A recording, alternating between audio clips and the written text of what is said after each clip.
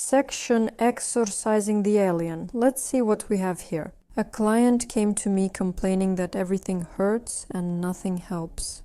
And of course, it's obvious that most likely the problem is that the nail was originally cut incorrectly. Well, after that, there was no end to it, and it was simply impossible to stop because it hurt, because it wouldn't go away. Wearing shoes hurts, I can't put weight on it, and my whole toe is inflamed. By the way, we forgot to clarify about the surgical intervention, but most likely it had already taken place. But now we're facing a very difficult procedure. Not an operation like a surgeon would do, but just some challenging actions ahead of us.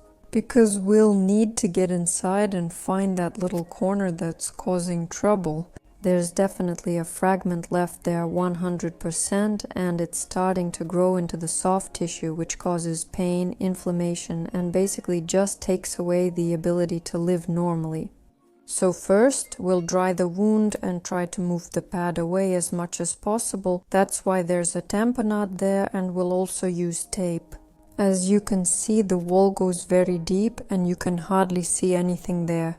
And to be honest with you, almost always in situations like this, a podologist works, well, you could say, blindly or relies on their own sensations.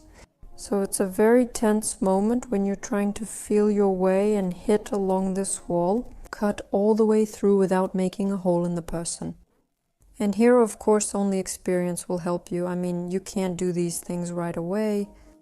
As you can see, the piece is cut, but now we need to check if it's cut all the way through. Sometimes it happens that you insert the tool, it seems like you've finished everything, it seems like you've cut everything, but when you pull with the tweezers, you realize you have to do it all over again. We've just rinsed everything again, dried it again, and we're inserting the tool once more. This is a way to treat an ingrown toenail without cutting or procedures. As you can see, this doesn't happen in 2 seconds. It's not very painful for the client. There are some unpleasant sensations, but walking with this hurts more. No anesthesia is used.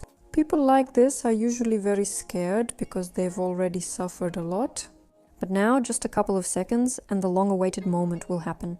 Luckily, there are special tweezers with small teeth. Without them, we couldn't remove this nail. Just look at what a monster was hiding in the folds. Well, now is the moment when everyone feels relieved, when the client finally exhales and realizes that the worst is already behind them.